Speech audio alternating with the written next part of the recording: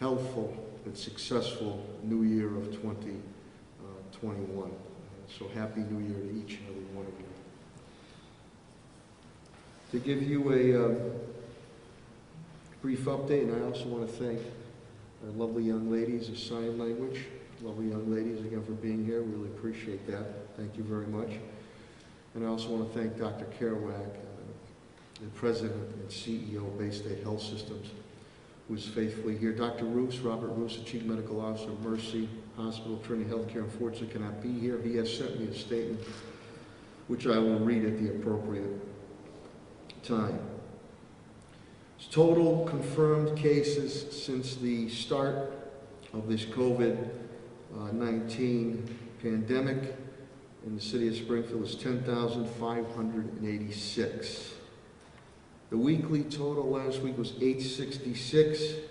You might not think that's not that bad, which it isn't, but you got to remember that due to the holiday situation, the Governor Baker stopped the spread of AMR, and Patrick Leonardo, I appreciate Director of Operations always being here. They did not test Wednesday, Thursday, Friday.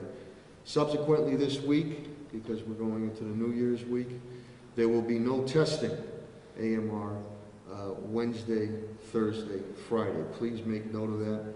AMR is also expanding some testing. Commissioner Colton Harris will speak of that to take some pressure off of our Springfield site.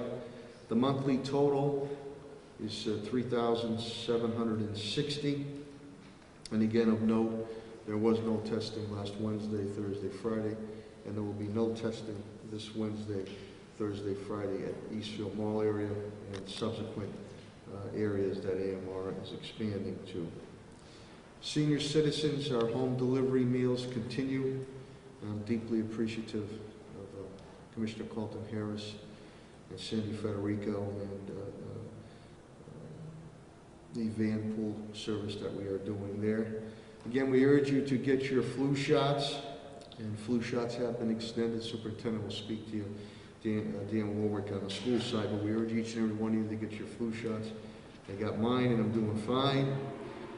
Again, the Governor Baker Stop the Spread continues. It's been expanded till March 31st. We thank AMR, been a great partner, and Patrick Leonardo. We're going to see what we can do to try to take some of the pressure off of Springfield. Everybody wants to see them come to Springfield, and see what we can do when we put our heads together on that. Again, there's no testing. Again, no testing this Wednesday, Thursday, and Friday. Vaccine updates, you'll be getting that from Dr. Kerouac and also Commissioner Helen Colton Harris. If the federal government lives up to their guidelines or their word or their timetable, our first responders, such as police and fire, we're hopeful that very early in January that we'll be receiving the vaccines, if the federal government lives up to the deadlines and gets the full delivery here. And as I stated last week, lead by example, that I will get the vaccine shot when I'm eligible for it, and to lead by example to show that it is safe and sound for each and every one of you out there. Governor Baker, as you know, has done some reductions, some restrictions, kicking back to 25%. He spoke to him late last week, and again, this is for 2 weeks, trying to see if we can combat the surge that was happened during Thanksgiving, so we can combat any type of surge occurring for Christmas and the New Year's. But he's also, and Deputy Director Brian Connors, who is pinch hitting for Director Tim Sheehan today, will speak of, he's also backed up with $688 million in small business grants, and I believe it's up to $75,000 or 3 months of operations on that.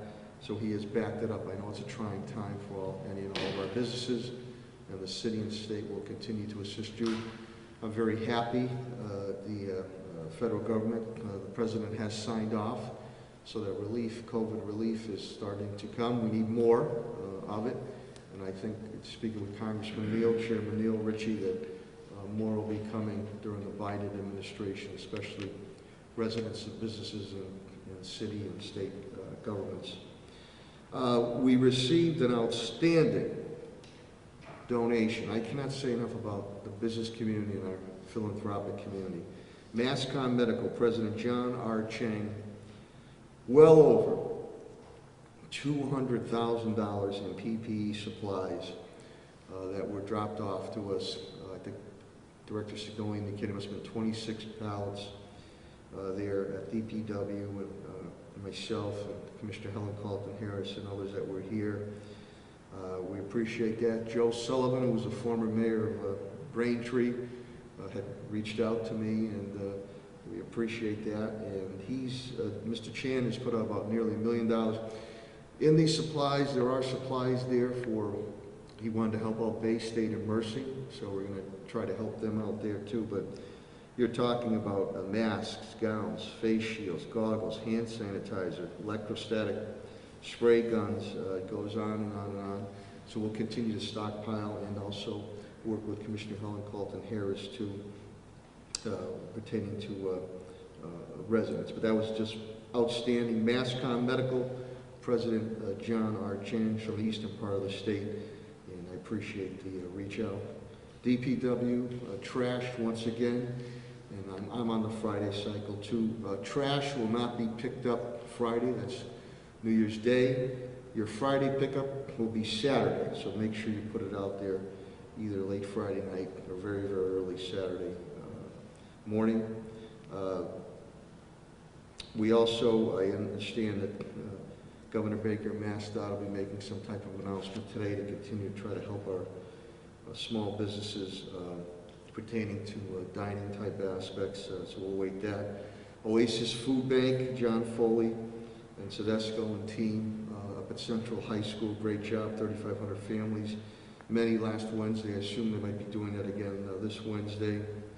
As far as the police update, you'll be getting that from Deputy Chief Bill Cochran. They are down 17 dedicated men and women in blue, 17 down, and another 9 that are awaiting testing, 26 total down at the police department.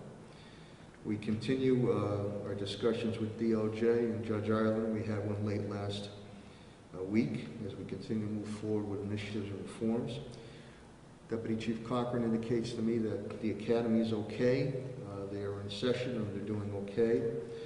It wasn't a bad holiday week for police, though. We had a carjacking he'll get into on Alderman Street 2 a.m., but they did great work to track these individuals down and to arrest them both from Alderman Street, Duggan Circle, using a dog also. They have now taken 200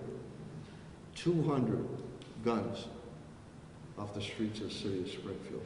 So great work, and hopefully our courts, by the police department, hopefully our courts will keep those individuals locked up. Commissioner Calvi's had a very, and his men and women have had a very busy holiday week. On top of that, he's down 6 with COVID, 1 dispatcher, and he has 12 awaiting test results. Early this morning, he was on scene. He called me very early this morning. Terrible that somebody tried to burn down the Martin Luther King pedestrian church on Concord Terrace. It looks to be an arson type situation. We are reviewing cameras. Kudos to the fire department. The men got in there and were able to save some very, very valuable religious items in the church. And I've reached out to, through Ron Johnson, to the pastor there, and anything we can do to help them rebuild bigger, better, and stronger. But I hope that they get the culprit on that, and just terrible. Shame on that person to do something to such any church or house of worship. Just absolutely terrible. They also had a major fire on Pennsylvania Avenue, Oak Street, which was a arson, Brunswick Street, which was an intimidation one. They made quick work, Blue. They made an arrest on that one. So they've been kept very busy. Commissioner Calvi will go into it more, and Deputy Chief Cochran can go into it more on his report on the police and fire side. DPW, Director Signoli indicates that he is down 3 with COVID. Again, we indicated with Friday's trash pickup will be on Saturday for the holiday week. Yard waste continues. They're going to continue to do it. They're nearly caught up, but they're going to do some wrap-up stuff. Christmas trees will start very shortly, 4 weeks of it. And again, you put your Christmas tree out during your recycling pickup. Superintendent Warwick indicates to me now we're well over 5 million meals served, 5,128,594 meals. 95,640 meals went out for the weekend. That includes breakfast, lunch, dinner, and snacks. Working with Pat Sullivan, Bob Kirshner, and Commissioner Helen Carlton Harris, retrofitting continues in all our schools. The ventilation, matter of fact, Attorney Bill Mahoney, my HR Labor Director, mentioned, it was on NPR today, that they're putting more of an emphasis on ventilation than surface cleaning. We're going to continue to do both, but ventilation is the key to knock down this COVID-19. Superintendent will speak to you briefly on flu shots extended. He'll give you an update on the MCAS situation, winter sports. He indicates to me again that we are exceeding the learning time on DESI, which is good, so we're going above and beyond on that. Finance, my CAFO, TJ Plan, indicates to me since the start, lost revenue is $7.4 million. I'm down $2.57 million for FY21. In total in spending with deficits and grants, $18.4 million. Deficit okayed spending, $7.4 million. We're still awaiting to see a flexibility on the CARES Act money. We're hopeful that that can be carried over into next year. Pat Sullivan, Parks and Facilities, he is down 6 with COVID. He continues with his team to work around the clock, retrofitting not only our school buildings, but our municipal buildings. Pat, I appreciate that immensely. Pinch hitting for, again, Tim Sheen, his Deputy Director Brian Connors. He will speak more in-depthly on Governor Baker's economic development plan for small businesses. Brian did indicate, Deputy Director Connors did indicate to me, and I think it was last week, 18 businesses were on the first wave, Springfield businesses, and I think the average award was $30,000. But we want to make sure we can facilitate that more and more Springfield businesses take advantage of the governor's program. As I indicated before, City Solicitor Ed Pakula, we continue our conversations with the Department of Justice, DOJ, and Judge Ireland on moving forward on reforms and initiatives with Commissioner Cheryl Clapprood. And Attorney Bill Mahoney indicates to me the unemployment rate in Springfield has gone down, still high, has gone down to 10.6 in November, down from 11.8 in October. With that, before I bring up Dr. Kerouac, I will read a statement. This is from Dr. Robert Roos of Mercy, Chief Medical Officer of Mercy Hospital, Trinity Healthcare, in which it states, from us at Mercy Medical Center, we hope everyone enjoyed a peaceful and enjoyable Christmas, and we wish you all a safe and much brighter New Year. This year has clearly been one full of unique and dire challenges, but we are confident that if we continue we will unite our efforts in the name of public health and safety. We will emerge from this stronger, healthier, and more in tune with what matters most to our community. At Mercy Medical Center, the number of hospitalized patients has remained stable. Since the surge we saw post-Thanksgiving, we remain focused on the risk of second surge of patients that could result from gatherings amongst families for Christmas and New Year's. As of this morning, Mercy has 23 patients hospitalized with COVID, with just one in an intensive care unit. However, as our test positivity rate remains high at 10%, we continue to urge you to remain vigilant and modify or cancel any gatherings that may be considered for this week and next to help protect your health and our hospital's resources. In regards to our vaccination campaign, this is Dr. Roos now indicating. I am proud to say that we continue to vaccinate healthcare workers working at or affiliated with Mercy Medical Center and Trinity Healthcare. They have received, he says, we have received 975 doses of the Pfizer vaccine and 300 doses of the Moderna vaccine thus far, and we will have used up that supply in the very near future. So we are very eager to receive more from the Department of Public Health as soon as it is available. The campaign has been very successful, and the colleagues are enthusiastic to receive their vaccine. Again, this is Dr. Roos. I myself, Dr. Roos, received the first dose of the Pfizer vaccine last week with other members of the medical staff at Mercy, and truly feel grateful to be able to do my part to protect others in our community. I didn't feel anything but very mild soreness in my arm, and consider this vaccine truly our shot of hope to save lives.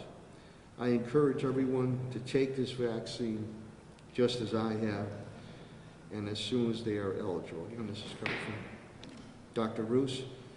He indicates it is safe, it is effective, and our collective futures depend on it. We at Mercy will always continue to make priority your safety and well-being.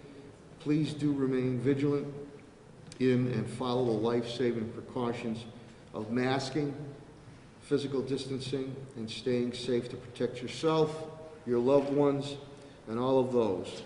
And this is thank you from Dr. Robert Roos, the Chief Medical Officer of Mercy Medical Center.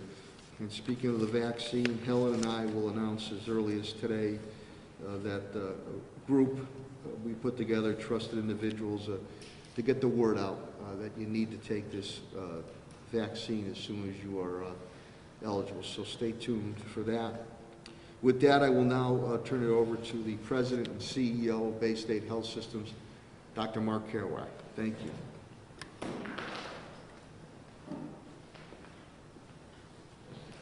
Well, good morning, everybody. Happy holidays. Thank you, Mr. Mayor, for inviting me. Appreciate the opportunity and the opportunity to work with the members of your team. I want to give you now an update on COVID as it pertains to Bay State, but first just a perspective from outside our health system. The virus continues to spread rapidly throughout our communities across the country and across the world. Globally, we're at about 80 million cases with 1.76 million deaths. The United States went past 19 million cases with 332,000 deaths. The daily new case rate went back up. It had been below 200,000 a day, and it popped back up to 226,000 new cases yesterday. Many areas of the country are surging, including close to home, southern New Hampshire and Rhode Island.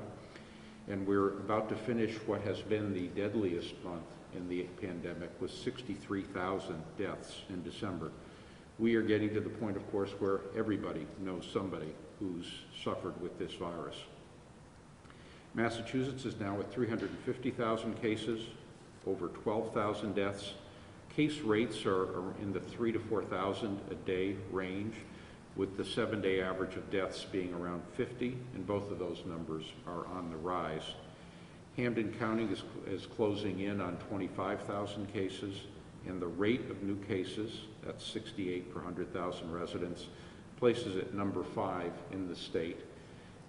Just to give you some sense of perspective, that is more than 10 times higher than the rate of new cases that we were seeing back in the summer, more than 10 times.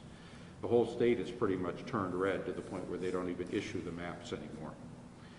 Hospitalizations across the state are at about 2,000, with over 400 in the ICU. I am hearing from my fellow CEOs in the eastern part of the state that they are nearing capacity, both in their regular med-surg beds and their ICU beds, something that we have not yet had to confront, but that we're quite concerned about. Excuse me. Bay State Health had come as low as 130 cases in the system last week. We've ticked back up to 150 as of this morning. 123 of those are at Bay State Medical Center, 27 are in our community hospitals, and 12 in critical care. the ability of our community hospitals to take on more of the COVID patients has been very helpful to us in monitoring our surge strategy. Our test positivity rate is 9%, close to Mercy's, close to the state's. We are maintaining enhanced testing capacity, both through our own reference lab up at Holyoke, as well as point-of-care devices in our hospitals and send-outs both to MIT and UMass Amherst. We're able to get to over 1,000. We're continuing to postpone elective surgeries and procedures that are done in the inpatient arena, when the delay of those will not harm the patient in the opinion of the provider. Even with that, we are still caring for hundreds of non-COVID patients, over 500 today at our Springfield campus, and it's just because those other diseases are not taking a vacation. We are also trying to keep the ambulatory care areas open as best we can to keep up certain important activities like cancer screening. We currently have plans in place to have another 150 beds of surge if we need it. Staffing continues to be an issue that we wrestle with, and I continue to worry that another doubling on top of our 150, in other words getting us to 300, would really put the system at the edge. And I was concerned when I heard that yesterday was a record travel day across the country. Certainly in Western Mass, we historically have been more restrained than on average in the rest of the country, but it's still worrisome. On the vaccine front, the Moderna vaccine arrived at Bay State last week. We received 3,600 doses. We also received additional Pfizer doses. Remember, we had vaccinated 2,300 individuals with Pfizer and got the second doses for those people. But going forward, at least for the next few weeks, we expect to be using the Moderna vaccine exclusively. They're equally effective, and there is also data on reducing transmission as well as protecting the recipient from being infected. Our vaccine center is working quite well. Most days we vaccinate between 500 and 800 individuals. Since the inception of the program, we have sent out 6,200 email invitations. We have 12,000 employees at Bay State. About 20% of those have not yet been opened, and so our managers are contacting those individuals to make sure that they are scheduling to come in. We've had about 770 declinations of the 6,200 invitations. Over half of those I would consider to be of the soft variety, which is I want to wait till my friends have gotten it. And I think that is less than what many other systems are seeing, and I think it bodes well for efforts within the city. Remember, there are thousands and thousands of Bay State Health employees who live in Springfield and in all neighborhoods of the city, and the fact that we've been seeing low declinations in them as well may bode well for some of the work Commissioner Harris is going to be doing. We have administered in all, both Pfizer and Moderna, 3,500 doses. We will be at 7,500 either vaccinated or scheduled for vaccine by the end of the week. In terms of the side effects we're hearing about, we've seen some sore arms, some occasional flu-like symptoms, aches, pains, low-grade fever. There have been a handful of serious allergic reactions that required treatment, which has been provided at the site, and occasionally a patient who had a delayed reaction would go to an emergency room, but all were treated successfully using standard treatments. People have been very, very happy, very thankful to get the vaccine. They see it as a sign of hope and know that the vaccine is highly effective. We've been in regular communication with the state regarding folks outside of our employee base. It's been clear that the state intends to continue to follow the three-phase schedule that they published a couple of weeks ago. Phase 1 is for healthcare workers involved with COVID care. By the way, Phase 1 has an A, B, C, D, E, and maybe an F. So Phase 1 is healthcare workers involved with COVID care, followed by people in long-term care or assisted living. followed by first responders and people in congregate care situations. That would be prisons and shelters. We're waiting to hear the plan from the state on that. Don't know if we'll be involved or not, but the state is coming up with a plan that will be issued soon. I'm told within the next week or two. Following those groups, home health, and then healthcare workers who are not involved in COVID care. All of that is supposed to happen in January, possibly concluding sometime in early February. Phase 2, which would begin roughly in February, would include individuals with chronic diseases that put them at higher risk of a complication of COVID. Other essential workers, that would include grocery workers, education workers, utility workers, public works, etc. People who are elderly, over 65, or who have other chronic diseases, as I mentioned. That should begin in February, hopefully conclude in March. The general public, current estimates are in April. All of that, of course, is going to be affected by the availability of vaccine. I've gone on record to say I'm personally optimistic that the supply chain will hang in there and that we may even have additional sources of supply coming online in January or February. I continue to be very grateful to the frontline workers who have worked with incredible determination, dedication, compassion, including through the holidays. I'm grateful to those of you who decided to keep your celebrations small this year. It is, I think, the best way to express how much you care about your family and your friends. And I would appeal to all of you that we're almost there with this vaccine. It's just a few short months away. Please do the right thing. Wear your mask, keep your distance, wash your hands. Don't put yourself through COVID, putting your own life at risk as well as the life and health of people you care about. So I'll end there.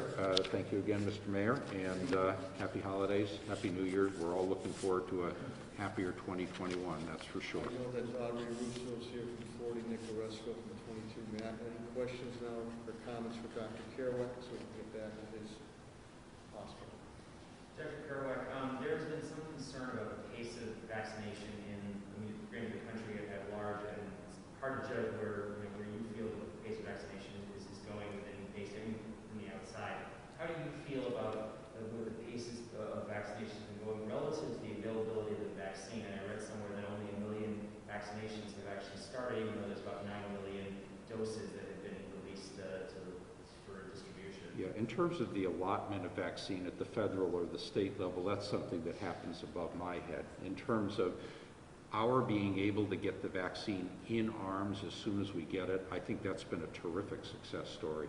We've used a email notification system. There is an app on smartphones, which 95% of people are using, that creates an appointment, and the ability to ramp up from absolute zero to giving, I think our record for a day is 760 people vaccinated in a single day.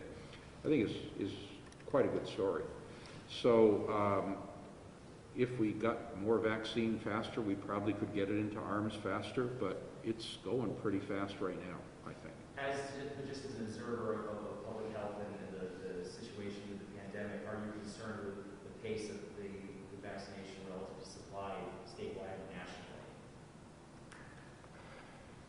I wish there were more. I mean, if that's what you're saying, sure, I would love to have 20,000, in our freezers right now and be organizing to do, people beyond our own employee base, and starting with our colleagues who are first responders, including, our at-risk patients. I'd love to be scheduling those people already, but we have to deal with the reality that the vaccine is being allotted, in a sort of, so far, orderly way, but maybe not as fast as everyone would hope.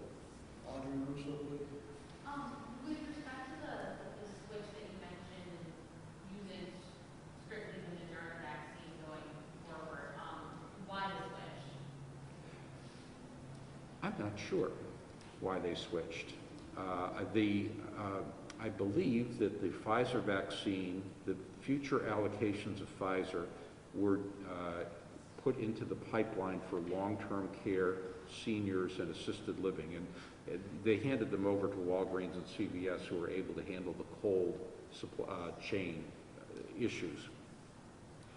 The Moderna vaccine is more numerous, it's more plentiful, it's a US-based company, and the amount of prepaid vaccine is there. I'm not sure why they made the switch. I've not spent a lot of time considering it, but we're happy for either one, quite frankly. I regard them as, they certainly are equivalent in terms of their effectiveness. And just to follow up, because you mentioned CVS and Walgreens, I know that they're really scheduled for the long-term care facilities.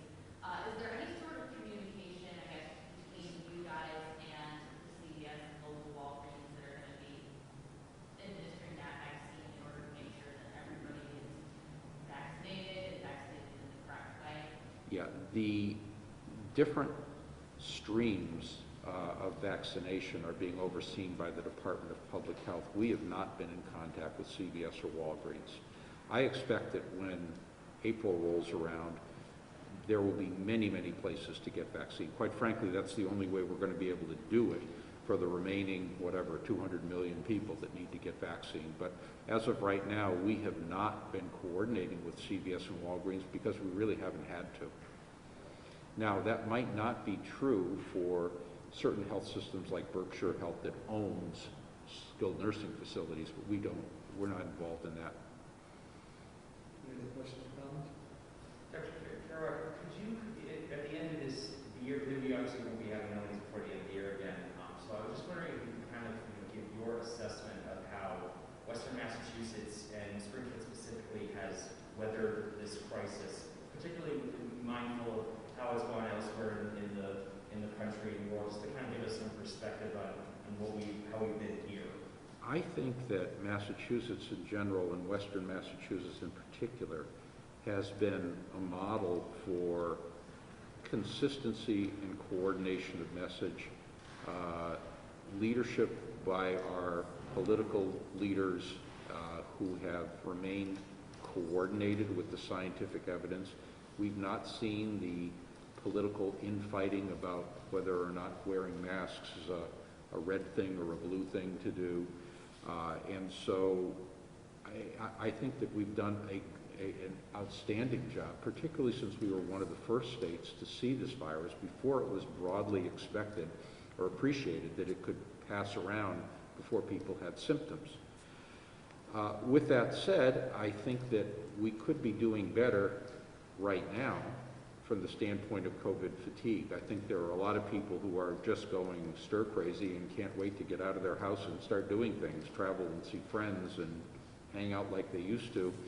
And it's been very hard for us to get the message to stick in enough individuals' minds that this is still a dangerous situation and we need to be careful with it. So I think we've done better than nearly any other state in the country that I can think of, and better than most countries, not all, but we're not doing as well now as we were several months ago because I think the fatigue factor is setting in. Any other questions or comments? Dr. Kerouac, thank you, and to you and your pleasure. team. Good health and Happy New Year's. Yeah. Thank you, General. I forgot to give you, before I bring Helen up, an update on people who have lost their lives to COVID-19. The number stays the same. We know that, unfortunately, others have passed, but that hasn't been confirmed yet.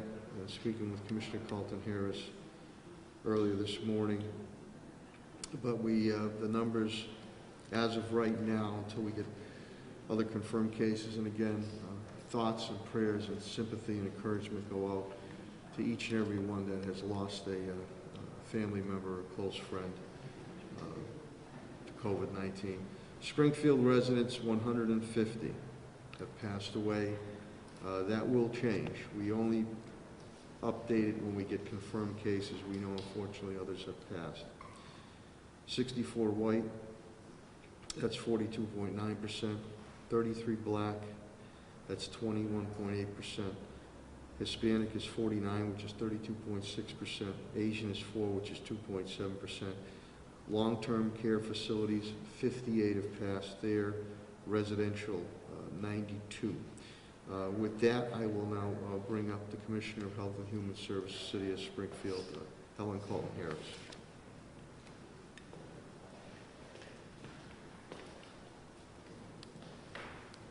Good morning, and thank you, Mayor.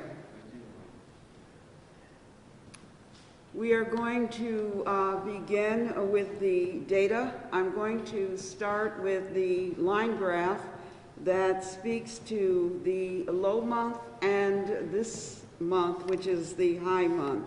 In August of 2020, there was 182 cases in the city of Springfield for the entire week. This week, in December, the month of December, so far we have seen 3,760 cases. That is up from the 2,667 cases that we saw in November. The surge continues. We continue to see cases in the city on a very high level. And so let's take a look at the week of December 6th. We had 1,033 cases. That did go down the week of December 13th, which is 957 cases. And this week, the week of December 20th, we are at 866 cases. If we look at the 3-week average, I'm just going to go to this week, which is the gray bar. On Sunday, there were 149 cases. On Monday, there were 142 cases. On Tuesday, there were 90 cases. On Wednesday, there was 151 cases. On Thursday, 186 cases. And on Friday, which was Christmas, the Commonwealth did not do reporting on that day, but we did pick up in our Maven system 11 cases on that day. The next day, Saturday, was 137 cases. I want to remind you that the cases in Maven lag a day behind, and so we are reporting to you statistically the last date we have complete data, which is Saturday.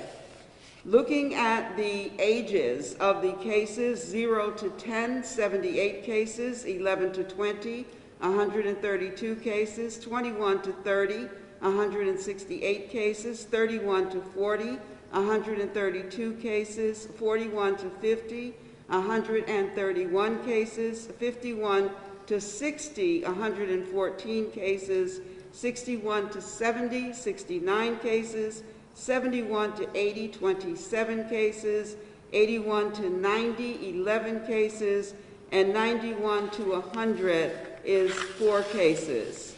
The percentages as far as age groups are concerned, 30 and under, 44% of our cases, 31 to 50, 30% of our cases, and 51 and older, 26% of our cases.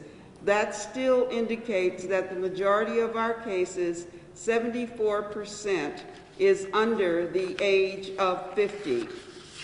Our zip codes, where we're seeing cases in every zip code, 01109 is reporting 4 cases. 01103, 1% of the cases, that's 9. 01104 is 18% of the cases, 154. 01105 is 7% of the cases, that is 58. 01107, 9%, 79 cases. 01108, 23%, 196 cases. 01109, 169, 20% of the cases. 01118, 79 cases, which is 9%. 01119 is 5% of the cases, 47 cases. 01128 is 11 cases, which is 1%. 01129, 29 cases, which is 4%, and 01151, 31 cases, which is 4%. The race breakdown, again, the unknown is a large portion that we are concerned about, but again, when it says unknown on our sheets that we receive, then that's what we put down. African American, Black at this point is 15% of the cases reported, Asian 3% of the cases, Alaskan Native 1%, Latinx 22%, white is 35% of the cases. The total confirmed cases in the Commonwealth of Massachusetts, Dr. Kerouac has told you, is 335,731. Again, my data is as of Saturday. That is an increase of 28,803 cases from last week. The total deaths in Massachusetts, 11,732. That is an increase of 347. And I should remind us that just yesterday, one day, there were 100 deaths in the Commonwealth of Massachusetts. That is the largest number of deaths that I've seen in any one day, up from the 89, which was the highest reported number. Again, 100 deaths yesterday in the city of in the Commonwealth of Massachusetts. The total cases in Hampden County, 24,666. We increased by 2,241. The total deaths in Hampden County, 1,028, 34 deaths increased. The city of Springfield, the mayor has told you, we have 10,586 cases, an increase of 866. The deaths in the city of Springfield remain at 150. That is going to change. We just have not had the ability to look in our database to update that number. I expect next week we will be providing a larger number. The average age of deaths in the Commonwealth was 80. That was down from 81 that I reported last week, and the average age of hospitalizations is 69. Last week, that average was 67. So the age of individuals being hospitalized increased, and the age of individuals dying decreased a bit. Stop the spread testing, again, we're thankful to AMR. It has been reported that they will not be testing on Wednesday, Thursday, and Friday, but to date they have tested 91,117 individuals. They've had positives of 7,311. Springfield residents, 37,458. They have tested at the Jewish Community Center. This is a part of Stop the Spread. They have tested at Friends of the Homeless and are testing weekly at Holyoke Soldiers Home. So Stop the Spread has had some expansion to very specific groups and populations. We are continuing to do our case investigation, contact tracing. Again, as always, when the contact tracer calls, please answer that call and respond. It is not to blame or to stigmatize, but rather to understand who you've come in contact with over a period of time so that we can stop the spread and mitigate the impact of this virus. You heard the hospital update. Our hospitals are definitely seeing the surge. They have been containing that number for the most part over the last couple of weeks, but it is concerning as we move into the New Year holiday. We anticipate that there will be a surge on top of a surge, and so we are asking once again for your vigilance, for your patience, and for you to please follow the public health strategies that have been outlined. In the beginning, there was an outpouring of support for our first responders, especially our first line healthcare workers. we want to make sure that we continue to lift up those individuals who are on the front line, who are doing COVID-facing work. They are heroes, they are working every day, and they are tired, and they're watching their numbers go up, they're watching their own families become a part of the surge. And so I want us to always keep in mind those first responders who are working every day to support us. Bay State Health, Mercy Medical Center, Trinity Health in this area, as well as private doctors' offices, are doing everything they can to help us get through this. But I particularly want to be, us to be vigilant and be concerned about the individuals whose lives we are putting at risk, those frontline workers, when we go into the hospital potentially and are needing to be cared for. The other parts of their job that they're doing is compassionate care, because relatives cannot go in. It is those hospital workers who are holding the hands, who are brushing the hair, who are kneeling with individuals as they pray. And so, again, I want to just make sure we're thanking them and keeping them at our forethoughts. We give you this information so that you can have access to appropriate, accurate, and timely information in accordance with regulations and guidance. And we do this because we'd like you to take our advice and do what we are asking to mitigate and contain this virus. The vaccines are here. We know that vaccines are being distributed, but we also know it's going to take potentially another 6 months for us to have the level of herd immunity that individuals are asking that we have in order to really make sure we can somewhat return to some faction of being normal in our lives and in our behavior and with our families. So when the individuals from the contact tracers call, remember to isolate. That involves the sick person. If you've tested positive, you should be isolating. Those individuals around you who potentially are exposed are asked to quarantine. We have continued to maintain the 14-day quarantine, even though the CDC has backed to 8 to 10 days. The concern is that the guidance continues to change, and I believe all of us want to make sure that we're consistent with those individuals that we work with.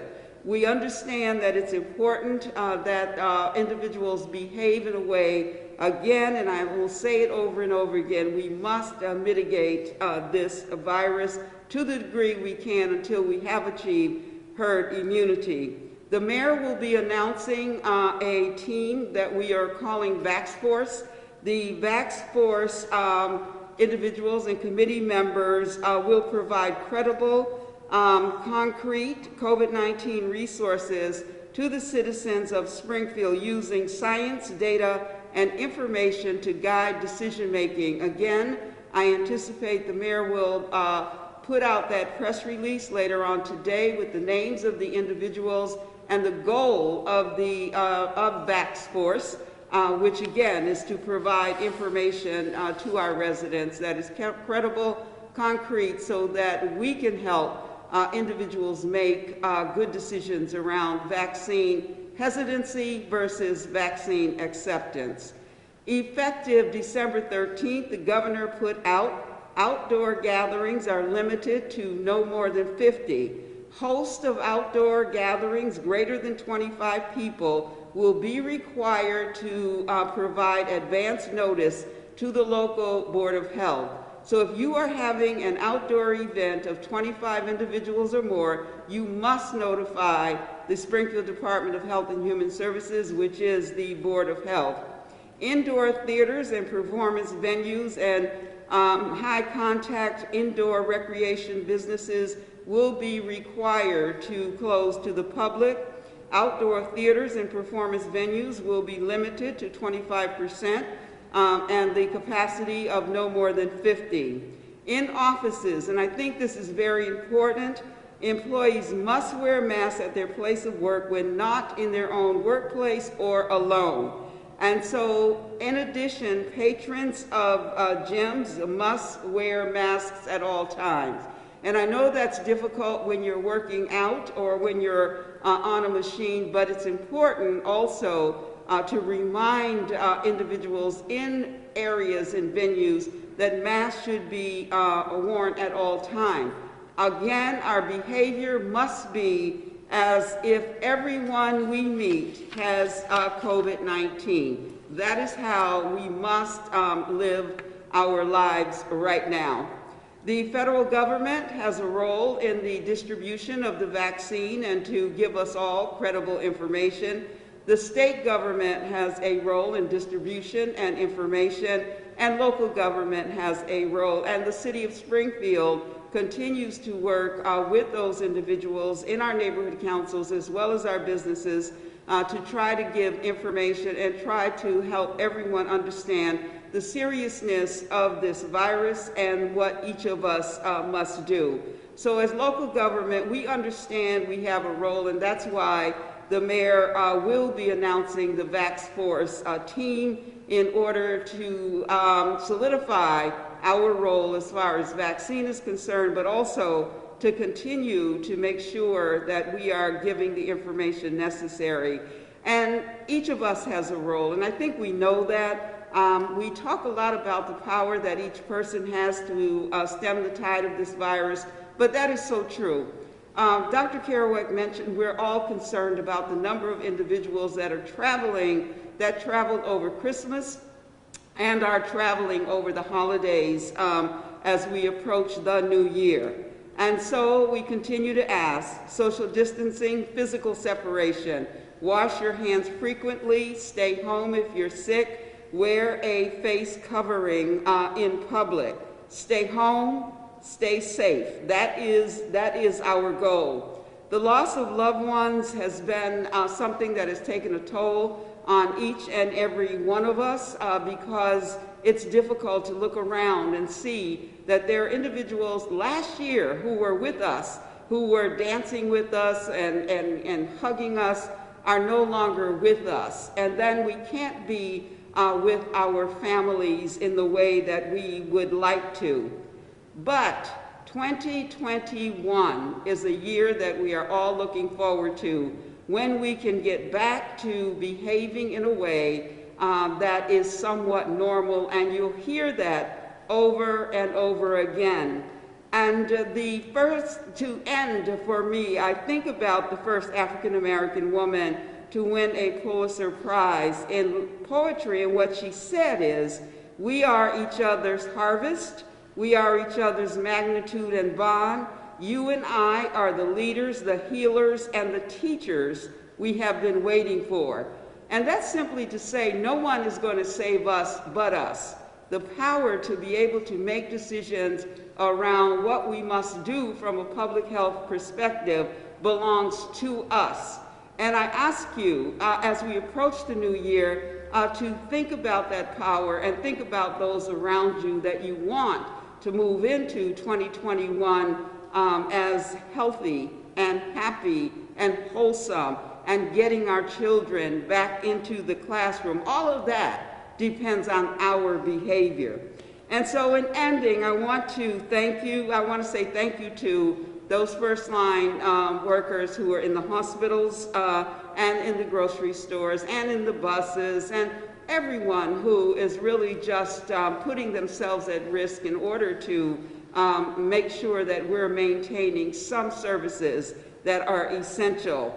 I want to thank the individuals at the Springfield Department of Health and Human Services for their support and for their hard work. I want to thank the staff and the residents of the agencies and organizations that we work with. Obviously, the mayor, the cabinet team. We have, it's been a road that we're all traveling on this journey together, and we're just really hopeful that there is light, and we know there is light at the end of the journey, and that we get there together. That's the goal. Thank you.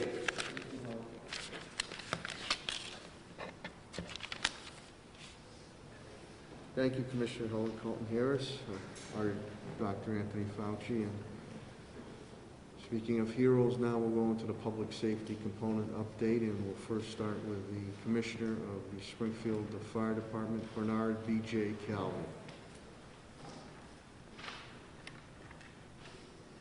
Good morning, everybody. Thank you, Mayor. To start today with the COVID front, we have 6 firefighters who are positive for COVID-19. We have 1 dispatcher positive for COVID-19, and we have 12 firefighters awaiting testing due to close exposure or close contact with someone who had COVID-19. We've been busy for the last 4 days at the Springfield Fire Department. I'll start with the Pennsylvania Avenue fire on Christmas Eve. That fire went to 2 alarms. We had 1 firefighter who was severely injured with non-life-threatening injuries. He was transported to the Brigham and Women's Hospital for burns. He's since been released and undergoing further evaluation. After that, we had an arson fire at Oak Street, which is currently under investigation, and then we had a threat to burn intimidation case on Brunswick Street, which an arrest was made by the arson and bomb squad in the Springfield Police Department due to some heads-up work by the squad unit that was on duty in that area, saw the person leaving the area, made a traffic stop. We sent the arson team over there with a detection dog, and an arrest was made on that. Brings me to the next fire, which was this morning at 5 a.m. at Concord Street. The Martin Luther King Presbyterian Church had a fire at it this morning. There have been several nuisance fires in that neighborhood that we've been looking into. This morning's fire is highly suspicious. Currently, the Springfield Arson and Bomb Squad are on scene investigating with the Mass State Police, fire marshals, and alcohol, tobacco, and firearms, and I was just notified from the scene that the FBI is currently involved in the investigation as well. I'm going to give you a phone number, 1-800-682-9229. That is the arson hotline. Any call to that line can be anonymous. There is a $5,000 reward for information that would lead to an arrest in this case. After this, we'll also be having a press release with the text-to-tip line for the Springfield Police Department and with this phone number to follow up. These fires place not only the citizens but the firefighters in jeopardy. Arson fires spread very quickly, they cause a lot of damage, and they are needless. The alcohol, tobacco, and firearms, FBI, the state police, as well as the Springfield Police Department and the Arson and Bomb Squad are investigating this. We are looking for any and all leads that can be used in this fire, and we're taking this matter very seriously. We were able to save some of the religious artifacts from the church this morning, but the inside of the church is totally destroyed from this fire. So this was needless. It looks to be needless, and it's inexcusable. That's all I have this morning.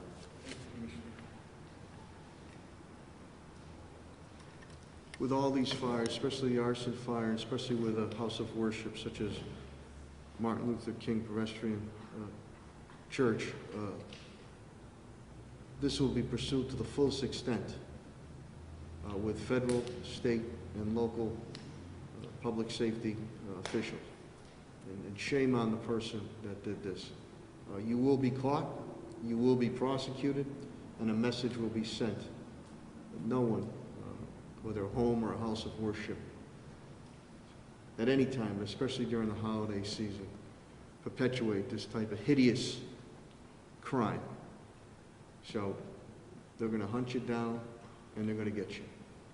And you're going to face that full extent of prosecution. Speaking of that, I will now bring up Deputy Police Chief Bill Cochran of the Springfield Police Department. He will give an update pertaining to police activities. Deputy Cochran.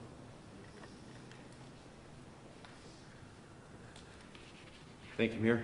Good morning, everyone. Currently, we have 17 officers in the police department that are out that tested positive for COVID. We have 9 other officers that are awaiting testing as they're being exposed to COVID. As Commissioner Calvi already talked about, the highlight of the last few days obviously was the fire this morning at 5:06 a.m. when we responded to 14 Concord Street. Other than that, on the 24th, we had a carjacking, which happened at about 2 o'clock in the morning.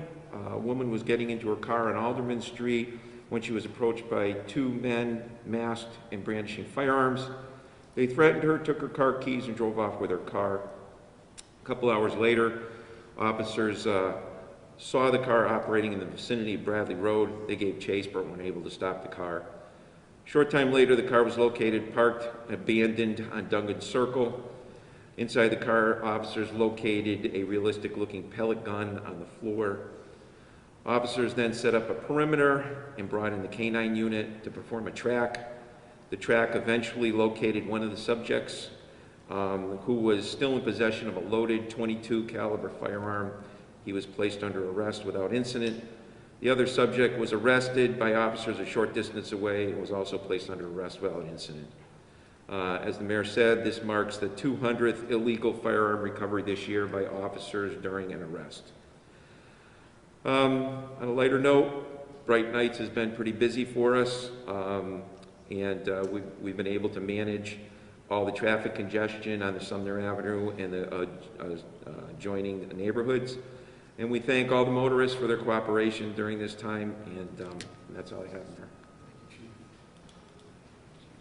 Thank you, Deputy Chief Cochran, and great work from our dedicated and brave men and women in blue on that arrest. And BJ, to Commissioner Calvi, again to your men, and again, I wish good health and speedy recovery to that firefighter that with that burn situation for he and his family. We'll now get an update pertaining to our schools and the superintendent of Springfield Public Schools, Dan Warwick.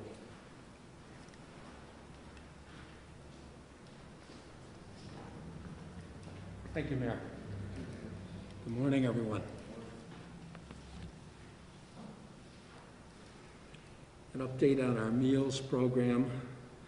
We provided families with 95,640 meals over the weekend, and we're up to a total of 5,128,594 since school closed back in March. So very, very proud of our team for their great work on this issue since school closed. A Sodexo team that works with a team at the school department. This week, Monday and Wednesday, we're going to distribute, and again, take families right through the weekend. So the Wednesday distribution will take them through the weekend. School committee took a school reopening vote at their last meeting, and they voted to reopen schools at the beginning of the fourth quarter, which is April 9th, with an opportunity for us to open for some specialized groups before that, working closely with the school committee. And those groups could be like vocational students at Putnam Vocational High School for their vocational shops, our high-needs special ed students, and our SLIFE students, our students in the ELL program that had huge gaps in their learning before they came to Springfield Public Schools. I just wanted to say thank you again to the Eastman Company. They donated $5,000 instead of having Christmas parties, and we were able to provide 100 families with $50 gift certificates to Big Y over the holidays to get them through the holidays. They've been a great corporate citizen here in Springfield. Wanted to call out Pat Sullivan and Bob Kirshner and the mayor on the work with O'Reilly, Talbot, and Oaken, spending millions of dollars on our ventilation systems in our schools. And that work is coming along very, very well. And we have a plan to have all that work done in March. So when we reopen, we'll maximize student safety, which is a big concern in the city. When we surveyed our parents and got feedback during that town hall meeting, it was very, very clear that 75% of our parents were reluctant to send their kids back to school. So I think that, given the surge and the fact that we really should fix the ventilation system. So very, very grateful to the city and all their support with that, and very grateful to the mayor because that hasn't happened throughout the Commonwealth. And all of that, of course, was done not using the school department budget. And we haven't had to lay off any employees since this pandemic began. Flu shots, still pushing families to get those flu shots. They have been given an extension till the end of February to get the shots done, but it's a good time to get those flu shots done, and they are going to need them when kids come back into school in March or April. MCAS test, there still has been no final decision on MCAS, but there's a lot of discussion in the Commonwealth about canceling MCAS this year, and there is no point to giving a test for accountability purposes during a pandemic, so we're hoping the commissioner moves along in that direction. Winter sports, a reminder, they are going to start January 11th, and with the support of our health commissioner, Helen Calton-Harris, we're going to have all of the students who want to participate tested before January 11th, so we know it's safe, and we're going to have 3 tests during the season to make sure, again, it's safe. And what we're going to be offering is basketball and swimming, and wrestling is going to be held in the spring. So right now, it still looks like we're on for January 11th for our practices to start. Department of Elementary and Secondary Education issued a student learning time, new regulations throughout the city, and asked for a submission from every district as to what we're doing. And our plan exceeds the regulations, so our students are getting beyond what they need to get for student learning time. So very proud of my staff and their great work on that. Happy holidays to everyone. Thank you, Mayor. Thank you, Superintendent Warwick.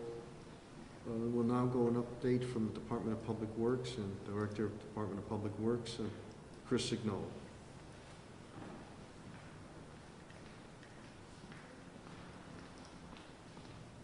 Mayor, thank you.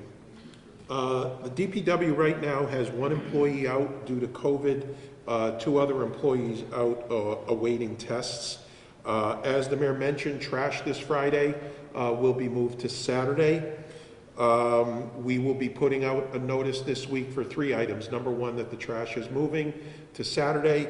Number 2, that yard waste will be finishing up this week. We are very, very much caught up over the last 10 days, and we'll be making 1 run through the city this week to catch up on it. And we will be picking up Christmas trees. Have to double check with our vendor to see if we will be starting next Monday or the Monday after, and we will be doing it for 4 weeks, so you will have 2 cycles at your home for your recycle week to get Christmas trees picked up. And lastly, as the mayor mentioned, we had a huge donation from MassCon Medical Supply last week.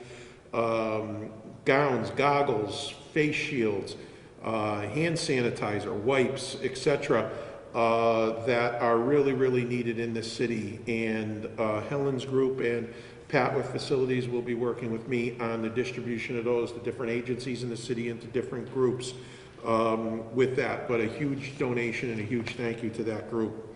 That is it, Mayor. Thank you. Thank you, Director Signoli. We'll now get an update on facilities and parks from Director Patrick Sullivan.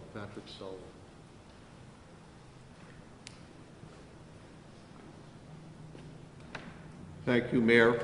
We have currently 6 employees out with COVID. We continue to work with Eversource on electrical solutions for the 4 schools that will have the carrier OptiWave units. We're down to engineering the Homer Street School, and we are coming up with a couple of options, so all 4 buildings will be covered with the carrier OptiWave units. Our trades force continues to install the iWaves in our remaining schools. They should be in the final stages with our fire stations this week, and they finished the police department last week. We're very appreciative of the significant donation from MassCon that Director Signoli just mentioned, and this will be great to match with our supplies and materials that we're getting through under the CARES Act. We're working with the Finance Department and our Health Department on those supplies. And all these materials are very important as Helen gets everyone vaccinated and we can return to our normal operation. We will still need to follow the CDC guidelines under COVID over the next year. And I just want to thank the public for continuing to schedule appointments. I know it's cumbersome, but it's very important that we stay with this for the next few months as we deal with COVID. Thank you. Thank you, Director Sullivan. So I always say Springfield's in the business of doing business, and Deputy Director Brian Connors is here, pinch hitting for Director Tim Sheehan. Brian and team have done a great job of getting millions of dollars out to our businesses. He's going to give you some more information from the state to any and all of our businesses here in the city of Springfield. Please adhere to his message, because we want to help you not only survive, but stabilize and thrive. Deputy Director, Economic Development, Brian Connors. Thank you, Mayor. Just a couple of things. We are keeping an eye on the COVID relief package that the President signed last night, which includes $284 billion directed to business assistance, which will reauthorize the Paycheck Protection Program. Important for us, it expands it to nonprofit organizations. We have many nonprofit organizations in the city that provide great services, but also employ many Springfield residents. So that should be an excellent advantage. It also includes $15 billion for Save Our Stages to help performance venues, and $25 billion for emergency rental assistance. So as those programs become available, we'll certainly keep you updated. As the mayor indicated, the state made a couple of announcements last week that we want to emphasize to businesses. They announced the first round of awards for their business relief program, $49 million in grants for 1,100 plus businesses.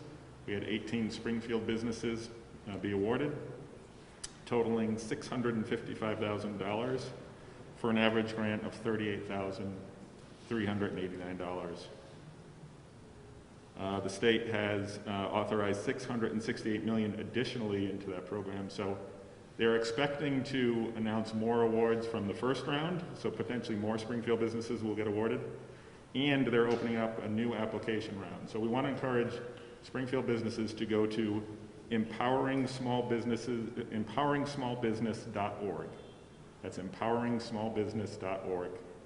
The application period will open up later this week. They're supposed to be uploading details as soon as today to that website on who's eligible, how to apply, but it'll all be done through the website. We'll have that on the city website as well if you have any questions. Thank you. Thank you, Deputy Director Connors. Again, you received a financial update from my Chief Administrative Officer, TJ Plant, legal update from Ed Picul, which I gave you, and HR, Labor, from Attorney Bill Mahoney, which I appreciate on that.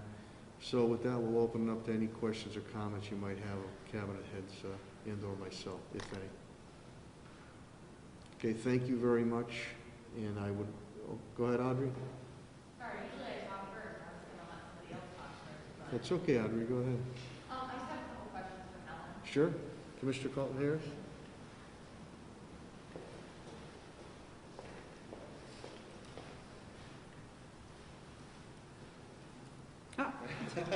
There you are. I just wanted to ask about, you mentioned that we're still in the surge, I guess, and so we say to people as we head into New Year's, post-Christmas, just concerns about the surge in cases. Yeah, I think the message for me is extremely clear. Smaller is better, and to stay in your immediate bubble. So those individuals that you live with are safe in your bubble, and so we would appreciate it if the gatherings are limited. We are still seeing the surge in small gatherings, and so we'd like individuals to please keep your gatherings small, keep them to your household, help us prevent the surge on top of the surge that we are expecting. And I know that Dr. Kerouac mentioned that the vaccination of long-term care facilities is really being overseen by state public health officials, but I guess your guys' role in, if there is any, in just making sure that those vaccines are given out in a timely fashion. Yes, the local boards of health are collaborating with the State Department of Public Health right now. I know that our role will be to vaccinate first responders. We are anticipating, as the mayor said, the first vaccines to come in the first or second week of January, given that the federal government keeps to its timeline and then we will begin the process of arranging to have our first responders vaccinated. The state has asked us for the numbers that we anticipate. We have given them some numbers. We will be increasing those numbers just to make sure that we have enough vaccine to vaccinate all of our first responders who want to be immunized. Helen, just a quick question for you. You mentioned a couple of weeks ago that the Board of Health, boards of health are trained for like mass vaccinations.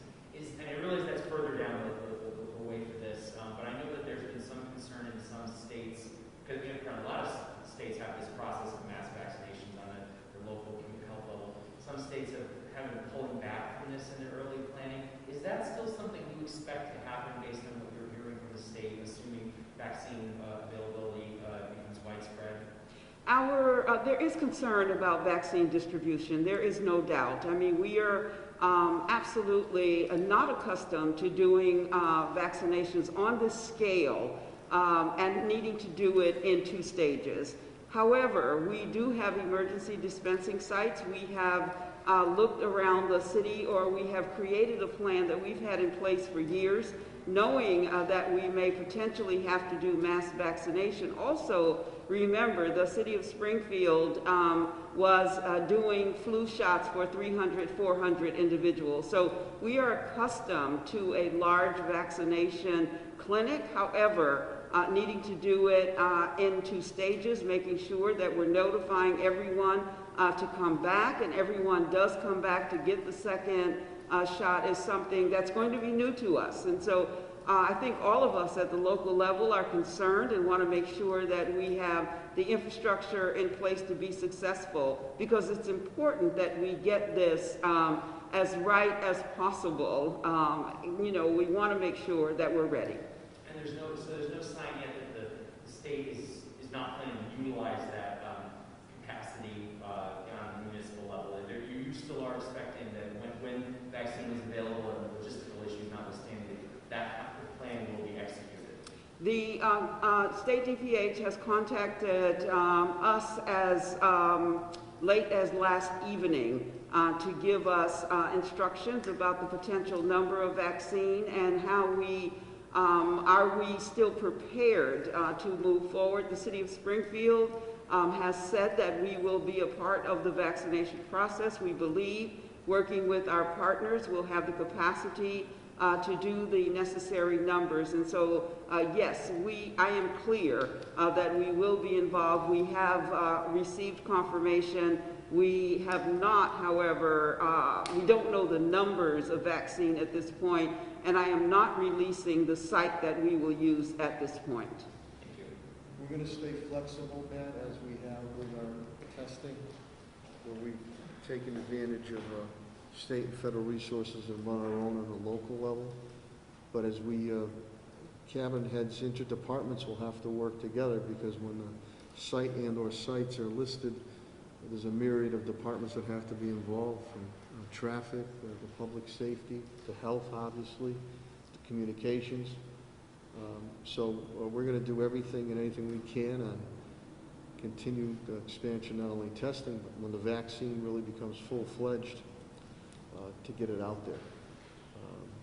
And Helen and her team and the rest of the team, again, I'm very proud of the cabinet heads down the rank and file. And I always say that tested and true through a number of natural and man-made disasters. But please heed Helen's advice and Dr. Kerouac's advice about small gatherings, only people you've been with. I've spoken to some people, friends and relatives, who now have tested, they said they've tested positive. They didn't think in their wildest dreams would happen to them. And that's why you really have to only be around people that you have been around. It's difficult to do, your loved one, family members, close friends. But I think it's been eye-opening to some people, younger people, who thought they were immune to it. So we're going into New Year's now, and it is just imperative that very low-scaled type get-togethers of people that you have been with. We've all had to do it. I need you to continue to to do it. Commissioner Colton Harris and Dr. Kerouac, Dr. Ruse indicate you really don't see the surge number until 10 days to 2 weeks after these types of holidays. And again, the governor has put a 2-week pause to try to hinder any type of massive surge. We continue to coordinate and work closely with Bay State and Mercy to make sure that on their capacity levels. So you have to stay vigilant, even though the vaccine is here and it is coming. And we hope that the federal government continues to get the numbers that need to be here in Massachusetts, and in turn, when it gets to the state, to get down here to the city of Springfield as soon as possible. With that, I want to thank the media again, TV, radio, print, for continuing to be diligent about getting this information out. I want to thank each and every one of you, the residents and the business community of the city of Springfield. I know it's been an arduous task that we've had to do, but your patience, your understanding, and your collaboration is deeply, deeply appreciated. We still need to continue to do the two-pronged approach, following all the guidelines of masking, washing your hands, social or physical distancing. If you don't feel good, stay home. And in tune, the vaccine is here and it is coming. So out with 2020, which has just been absolutely a terrible, terrible year. And here's to a good 2021 of good health and success and a quick rebound to keep the momentum going here in the city of Springfield, to you and to your families. Happy New Year, good health, and God bless. Thank you very, very much.